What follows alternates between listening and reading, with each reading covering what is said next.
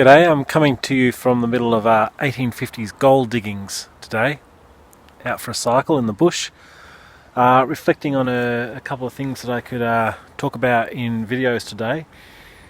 And one is about a common situation that people bring to counselling.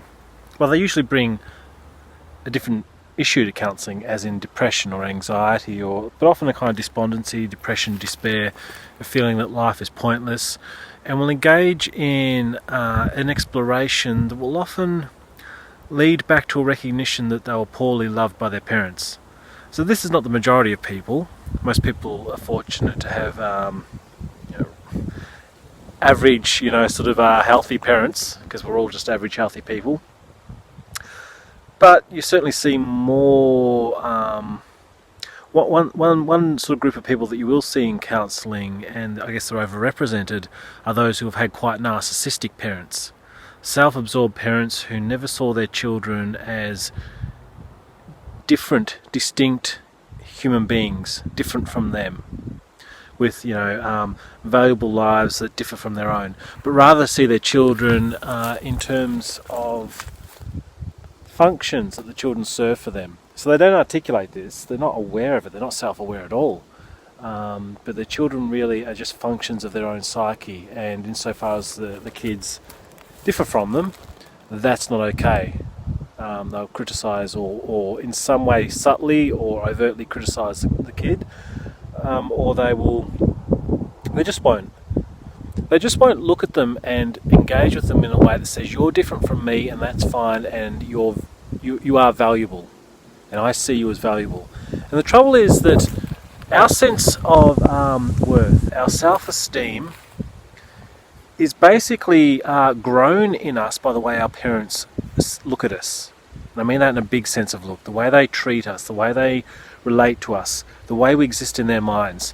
If they see us as inherently valuable in our own right, in our own differences, we just keep absorbing that over those early formative years, and then as we grow older we just have a sense of being valuable without questioning it. We don't think about it, we don't articulate it, it's just there. The problem is when it's not given properly, that's when we notice it. We notice an absence, but often we misarticulate that and say, I've got a philosophical objection to meaning, I'm a nihilist. When what may be really happening here is actually I just haven't been filled up, and I haven't had filled up with a sense of self-worth. I haven't grown a proper sense of self-worth. It only grows by the rain of love that a parent rains on you. But like plants, I'm using a plant kind of metaphor here. So people will come in and have this despondency and the sense of emptiness and meaninglessness that is a direct reflection of the lack of healthy love, the nourishing love that the parents should have given them. And what do they do about this? And here's the basic big answer to what you do about this. Two things. You become conscious of it. You become aware of it. And that can be hard because you're going into the darkness and you're going into the emptiness, and you just don't want to go there because it leaves you feeling more depressed at first and for a time while you're doing this work. And often people just feel sick of this kind of stuff. And also, people who are despondent like that often see things too much in terms of cliches. Things that aren't cliches, they see as cliches. And so they'll be like, oh, okay, here we go, the old Freudian cliche, the old sort of family analysis, the old blame my parents. Well, no, you're a mammal. This is how real life works, and it works in these kind of more basic, simple terms. This is just the real stuff. The richness of life isn't in sophistication and that kind of cleverness. We are animals, and we're born out of our parents and out of the environment, and that deeply shapes us. So you got to get past that first thing of kind of the cynicism, the seeing this stuff is just a cliche, and then the kind of extra depression that can arise from really looking at this stuff, actually looking at what's missing. That's the first thing, doing that stuff. The second, and then more fundamental work, is to then reparent yourself. So in the first place, basically what I'm saying is you gain insight into what's going on. Gain insight into what's missing. The second work is the reparative work, it's the healing work, it's the growth work. And that's essentially that you're an adult now. You're not a child, and you're still in a childlike relationship with your parents, typically, if you're like this, and you don't realise it, but you're still dependent on them, which shows itself in your anger at them, or it shows itself in your guilt, your fundamental guilt toward them, or your fundamental emptiness and hollowness is still a dependence on them. What you need to do, and this is the second thing I'm talking about, is parent yourself. And that's simply that you need to give yourself what your parents failed to give you in terms of that love. So you need to start practicing in all sorts of little ways that start to absolutely infuse your days, that start to kind of colour your days in terms of your inner life. You need to start giving yourself that compassion and that gratitude and appreciation, and it's in essence that love that was missing, that valuing you of a distinct, unique individual, a one-off, never to be repeated gift to the universe. And if you're in the cynical mode, this is all going to sound a bit sucky to you, but it's real. You know, look at it this way: if you had a child, would you see it as sucky? Would you take a cynical attitude toward giving love toward them, giving love to them? And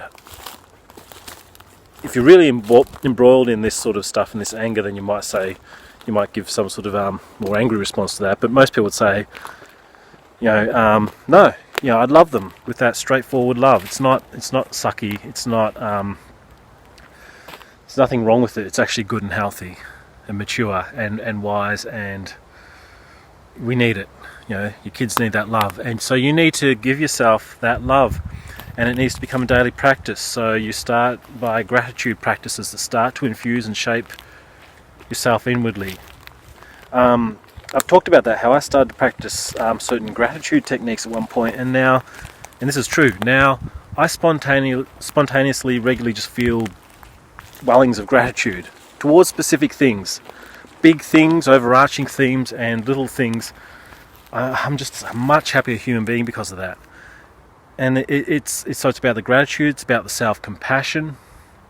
It's a range of things, and I won't go into the details because there are a number of details there, and also because it's going to be the form it takes will also be dependent on your particularity, your individual nature, which will differ from the next person. But you've got to do this work on a daily basis, giving yourself that gratitude and love and appreciation and valuing of who you are that you didn't properly receive. And over the months and over the years, this changes how you feel. It changes how you experience life, and that goes on to change how you act, and that goes on to act as a filter and starts to shape the world around you, and starts to shape how your life looks objectively and who comes into your life.